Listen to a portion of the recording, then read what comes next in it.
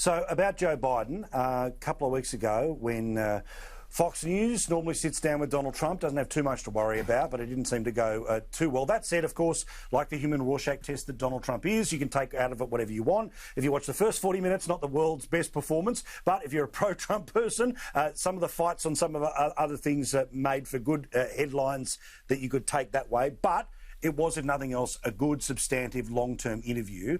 And Joe Biden thinks he's so sitting pretty he doesn't have to sit down, doesn't have to do the same types of interviews. Instead, just Skype it out and, funnily enough, if nobody asks you a tough question, you don't say anything contentious. If you don't say anything contentious, then, of course, you sail to the presidency, apparently. Well, it's a good strategy and it's working for Joe Biden. It's not just Joe Biden campaigning against Donald Trump. Events in America are campaigning against Donald Trump and the coronavirus and the massive job losses. So Joe Biden is sitting back. But as you know, Paul, I mean, having been an avid watcher of politics for years, you know that at the end of the day, when you get to polling day, you need to convince people that you're able to govern. And Joe Biden still, in my mind, has to do that. He can't just rely on his record because he will be portrayed as the Washington swamp. And Trump, ironically, is probably going to end up being the anti-Washington candidate again as the incumbent president.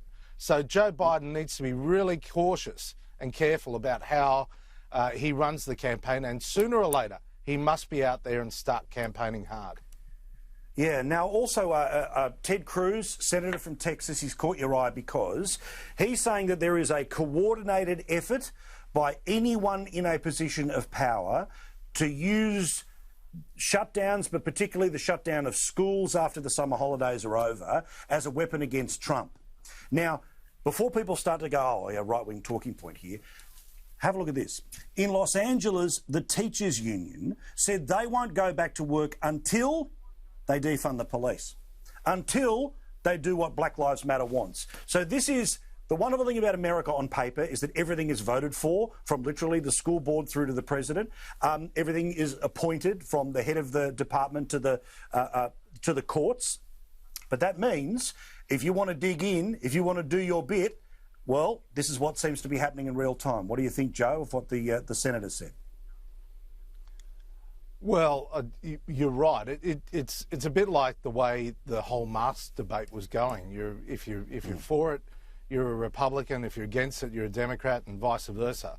Everything seems to be polarised.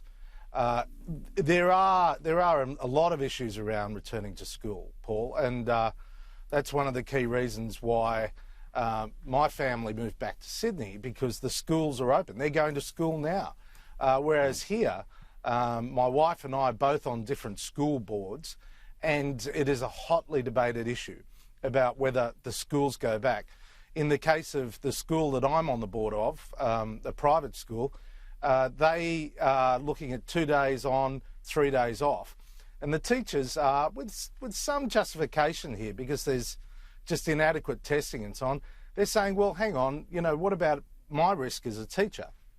And the teachers are, a number of teachers have diabetes, a number of them have health afflictions they don't want to talk about, and they see it as a risk in a society where coronavirus is really prevalent.